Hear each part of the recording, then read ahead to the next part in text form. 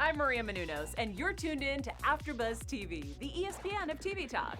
Now, let the buzz begin. All right. Hi, everybody. Woo woo. Quarantine party up in the house. Coming at you. Coming to you live from Ponchatoula, Louisiana. What is up, everybody? Hey, everybody. Welcome to the Schitt's Creek After Show, the final season. We've got season 6, episode 13. We just saw two-part finale episode, and wow, a lot to get into and unpack with this episode. I'm sure you guys are so ready to talk about it. It was absolutely insane. But before we go any further, I do want to introduce my host for the evening. And if he's not talking about Instagram, I'm not on Instagram. He's not talking about Schitt's Creek on his Instagram. He's talking about it here with AfterBuzz TV. Give it up for Loren, Kling. Hi, everybody. Hello. And of course, the beautiful Megan Gallagher. She comes from a small town just like Schitt's Creek. Hello, how you doing, Megan? Everyone good. I'm staying healthy. I haven't left this couch in 8 days. 8 days. Have you gone to the bathroom at least? Yes. No, I'm joking. I've done everything. I'm just trying to say. You are Netflix and chilling hardcore, aren't you? Netflix and chilling till, yes, hashtag. Yes. And I'm Rachel Swindler, guys, lover of all things sitcom television, and so excited to be here with you guys, or still able to remotely give you these after shows for the shows that you love, and specifically Schitt's Creek, because who doesn't love Schitt's Creek?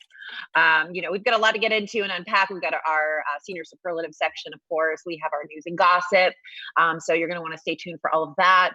But let's get right into our overall thoughts of this second to last episode of Schitt's Creek. Mm-hmm. Megan, I'll throw it to you first. What were your overall thoughts? Okay, I see in your expression maybe what your overall thoughts were. The moment I started watching it, I felt that like melancholy feeling of when you're a senior in high school and you're graduating, or you're a senior in college. It's just like the time that you kind of wish every time, like, why can't this end? And then it finally does end. It's like, oh, wait, whoa. This is over. And I mean, I loved it. There were really, positive notes with Moira getting the tennis bracelet and getting picked up at Sunset Bay. And there were so many positive, just lovey, warm, fuzzy feeling moments. Overall, I started crying literally alone in my apartment. And it just brought back all those feels, but it's just so crazy that we're nearing literally the end of Schitt's Creek. Yeah. Loren, what do you think? How could the Schitt's Creek Gazette not have published an article with the headline, Twyla Sands is a $46 million lotto winner?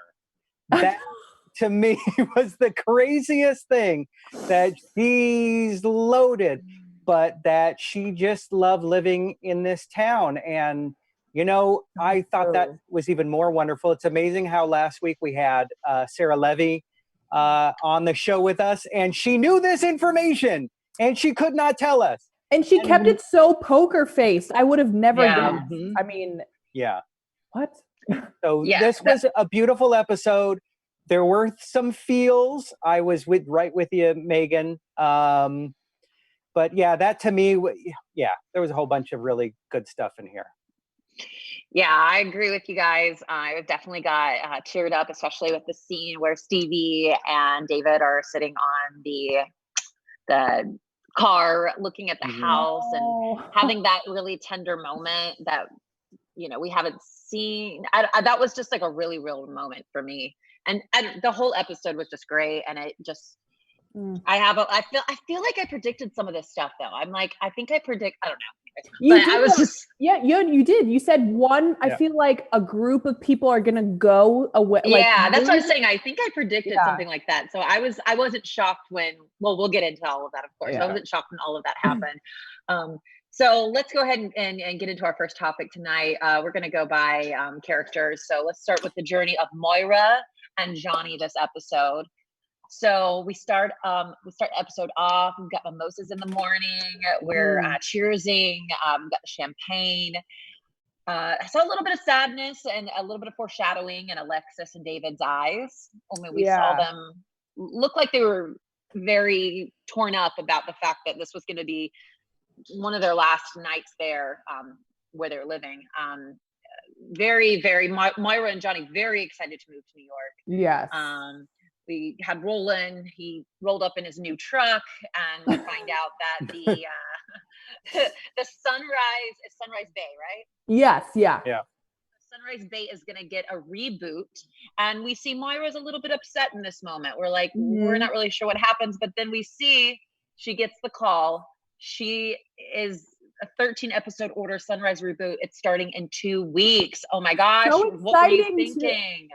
Yeah. Okay, so exciting because they chose her over Clifton, the other guy, and she got, I know, freaky Muffy, the creepy guy, and she got the tennis bracelet. And I mean, they basically, all of her requests that she had, you know, under these circumstances, I will come back, I'm being paid this amount, I get a bracelet. Like, she had a list, and I love that she kind of stood up for herself, and she didn't, you know, dip down based on the fear of, you know, what if I'm asking for too much? She stood her ground. She knew her worth, like the Moira Rose she is. And I mean, it just all worked out. And I love how excited her and Johnny were. And it makes me proud just watching it, because these people have been through so much. And I feel like, having what they've all gone through, I feel like she's even more grateful now that, like, it was so long with just kind of this gray area of, you know, what's going to happen. My career, we're in this town. And now it's just all working out. Like, I really do believe things happen for a reason. The timing is always crazy, but it does. And she just gets to, it's just so cool. I feel like she's just so much more, it's just so much more rewarding, I feel like, for her now that she's grown and matured, and it's just, it's working out. Yeah, for sure. Loren, what'd you think? It was touching. It was nice to see her come waltzing in to see the Jazza gals who are all wearing the shirts. Mm-hmm. And then kind of her own little version of Bob's strut run into the room. Yeah. It was so touching how they were like a pack of wolves, telling her she didn't need that crappy show. And then she's like, well, I hate to break it to you, but I'm going to do this show. And it was nice to see Jocelyn and then Ronnie cry a little bit. Kind of all the characters in the town are seeing everybody growing up and getting ready to leave. Yeah. And some of that is figuratively leave more than literally leave. But I don't want to spoil the after show rundown. Lauren, do not go there. Wait, what?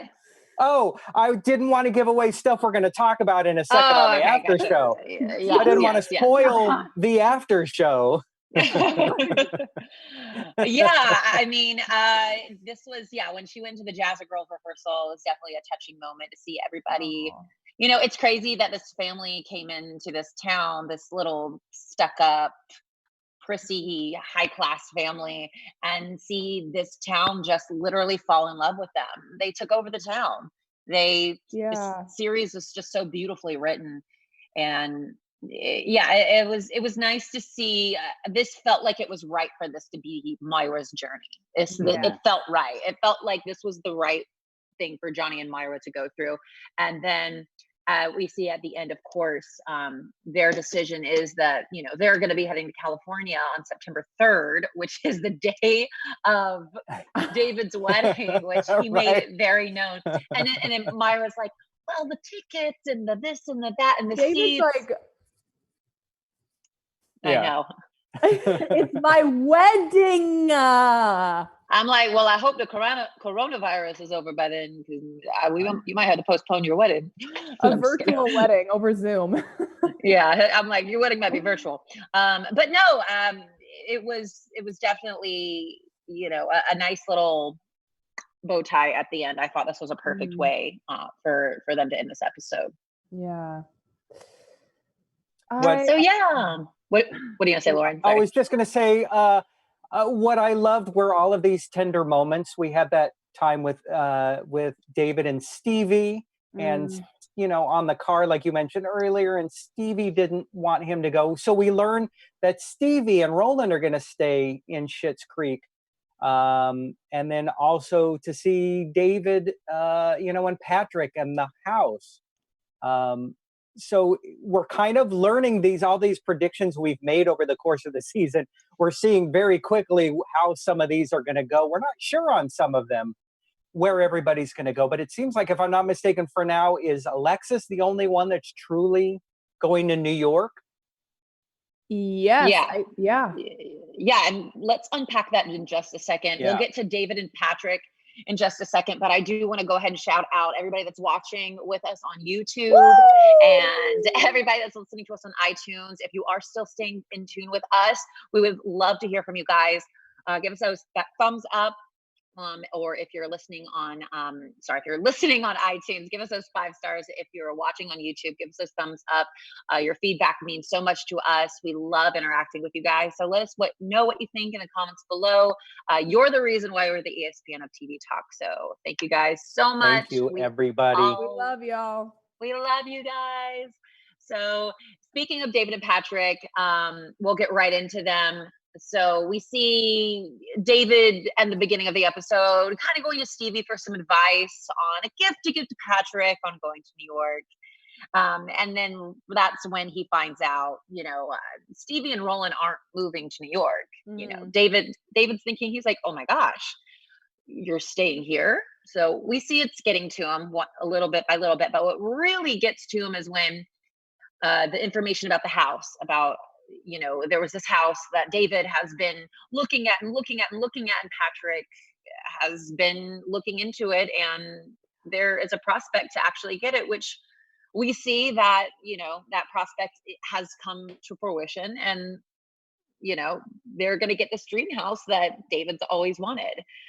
So that was, I absolutely loved when Patrick literally is just the perfect partner ever, saying, I didn't want to overwhelm you, so I didn't tell you, and Patrick saying that he only wants to be somewhere where David wants to be, and that if he wants to move to New York, that is completely fine. It'll be a difficult goodbye, but he loves him that much. So we see Patrick bending over for David, as he does. He's bent over a lot for him. I mean, he's just, again, like I said, the perfect partner. But what did you guys think about that moment? I mean, it was really, really tender.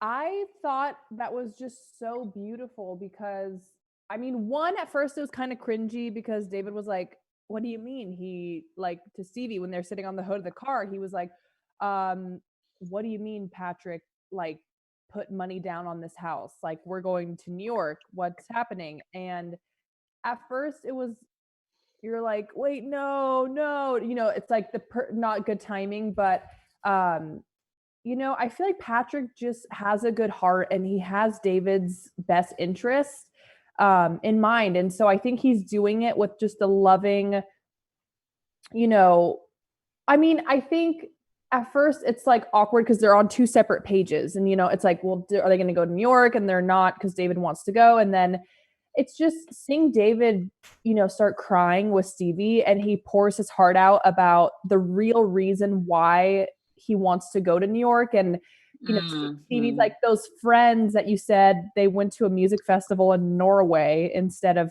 they can't come to your wedding. And David's like, well, I wanted to go back to New York to prove to them that I still got it. I'm still, I'm not a joke. That kind of a thing. So that was kind of sad to hear, but I also fully understand where he's coming from. And I just think Patrick is the most grounded, best partner for him, because David just needs that, like, solid, no matter where you live, it's like, you're going to be okay with that person. Yeah. What David's learned through his journey on this show is how to love and how to be loved. And I think he's realizing that's more important than any of the quote unquote friends that he thought he had back in his old life. And I think that's been the journey for all of the Roses. And so, yeah, it's really nice. And for David to say that he's going to stay because he's not finished with this place. And that is when he said my business is here and then my husband is here, I was like, that was the feels. I got a little bit choked up there as well. Yeah.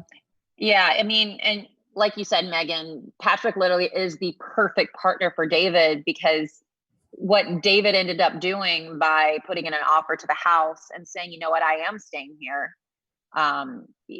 You know, and not caring about those uppity New York friends that don't give a flying fuck about him, you know. Right. So it was nice to see. Patrick has definitely had his effect on David, and in a very positive way, because he bent over backward for Patrick this time. He said, you know what, I want you to feel comfortable, so I'm gonna stay here.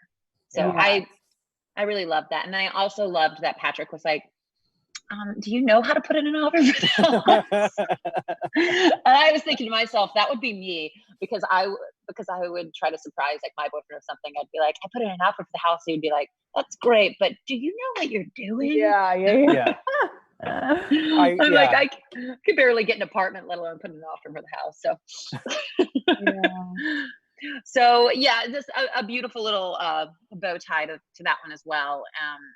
But we also have to talk about Alexis and her journey as well. And we get a little bombshell information, like we talked about, and our overall thoughts with Twyla, our Sarah Levy that came on last week. So Alexis goes into Cafe Tropical and gives Twyla some old clothes, which was so hilarious, because now that we know that they're actually very good friends in real life. Then Twyla says, you know, I won $92 million. And she's like, wait, what? And she's like, oh no, well, we split it. I split it with somebody else. You're like, yeah, but that's still a lot of money.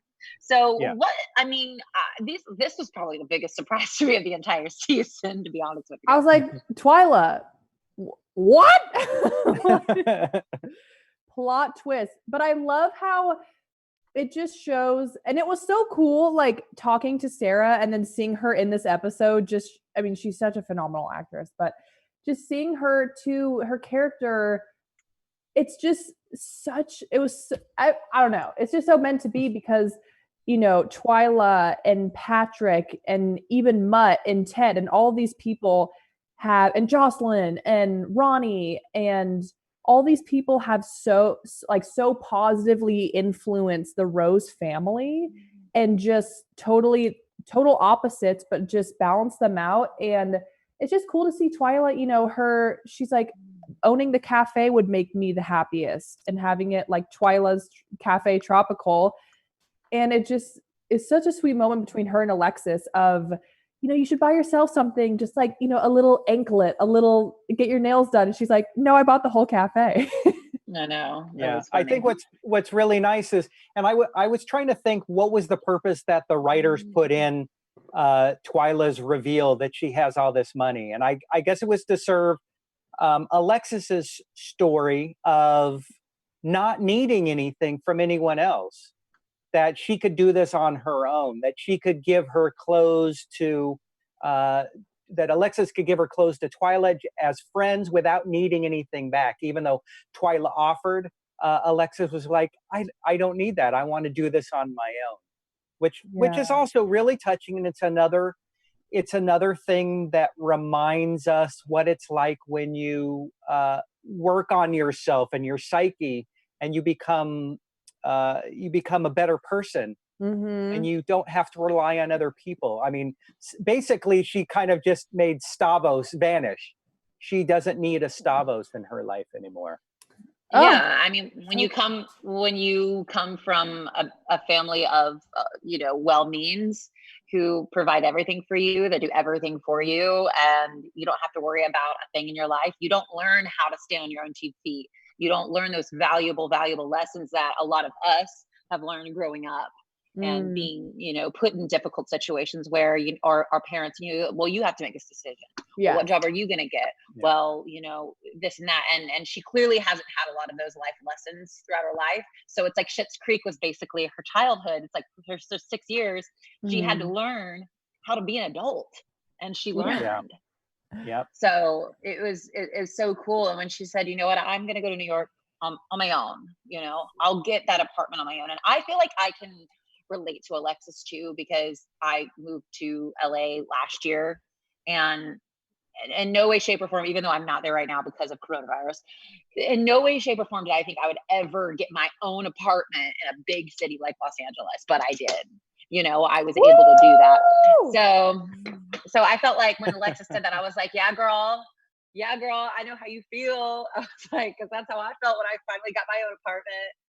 So yeah, I love that this is Alexis's journey, and like I said, I think I predicted this. So. You did. You're such a girl. I'm just so smart. I can't even take it. It's so strange. Anyway, well, let's get right into our special segment. Does anybody have anything else to talk about the episode? Any other last minute thoughts or feelings before we move on? No, I mean, I just thought the whole thing was just, all the feels. It's just so touching.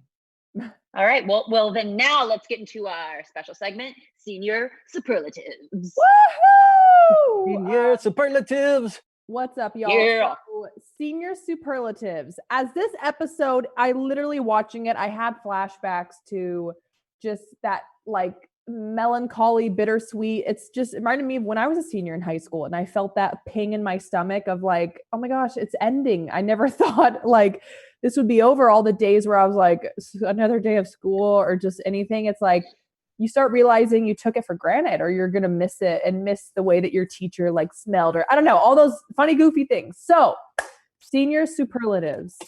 In this episode specifically, who do we all think would win the category being voted as most kind?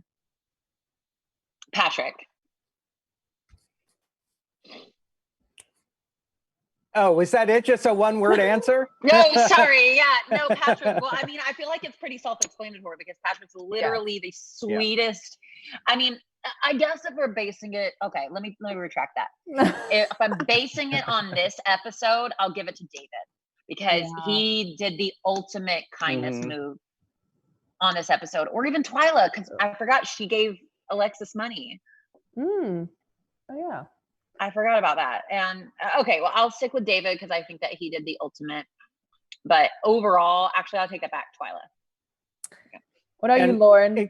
Well, I think I'm going to say David for the OMG kindness, because that was, at least as far as a character's story arc, that was the biggest. Oh my gosh! So that's why I would definitely give it to David for this episode. Yes, I would say most kind for me. I'm gonna have to say Twyla. I just feel like her whole energy, her whole vibe is so sweet, and she just offers these little nuggets of sage advice and wisdom. So I like Twyla. Yeah. Cool. I love her. I want to be Sarah Lovey's friend. I wanted to say that to her in the last episode that we had, but I didn't want to come off weird. You're like, can I come over to your house after this is done, or can we just Zoom just us two? Yeah, we're not besties. We're not besties. Hey, it's like, hey, if you and Alexis, if y'all want to like hang out sometime, I'm like totally down. And then she's like, okay, anyways. Second one. So most likely to be the first person in a friend group to start a family. Like, let's say there's just a friend group. You're all like young, you're all in your early 20s. Who in this episode do we feel like would be the first one who's just like wifey material, like wants to settle down immediately? Patrick. One word answer again. No, I just think Patrick's just like, he just seems like he's got his shit together, and he's just like, I want to do this. I want to do this. I want to have kids. And you know, I was going to say David, because I know they alluded to kids in an earlier episode a few back. So I wouldn't be surprised if they were the first ones to have a kid. Yeah. Ooh. I would say, yes, I agree, Patrick. I think he's just so like father, husband material. Just his whole energy. It's like, he's got like just like the jeans, the belt. He's just like the sturdy mountain man, just like super homey vibes. Just wants to settle down. But yeah, Patrick, I would agree too. Yeah. Yes. All right. And then last but certainly not least is who do we feel would most likely be voted as the most adventurous? Most adventurous. One word answer. Well, no, not a one word answer. You I'll have start 10 with a seconds. one word answer. Alexis, who's going off to New York, who I have said in previous after shows that I think she deserves. I think her character would make for a perfect show, new series. Ooh, like a spin-off series, like when The Hills happened and then it went to Whitney in New York City, the city. Ooh. You had to ruin my dreams of talking about The Hills. But yes, not so much well, you know, you could look at like a Carrie Bradshaw and you could think, but I don't, you know what? Could you see her in like a Carrie Bradshaw friend group? And I don't think so. I think Alexis would have her own set of friends, very different than that kind of lifestyle. Yeah, I agree with you. I think that Alexis would that would be a perfect spinoff show. I'll agree with you, Loren, that I think Alexis is most adventurous. But I could totally see a spinoff episode like Alexa Does New York or something. And then we get to see like glimpses of, you know, how things are going in Schitt's Creek still with David. And we've still got Moira and Johnny and everybody's still in New York. So I think that would be like, if they wanted to reboot the show, they totally could with that.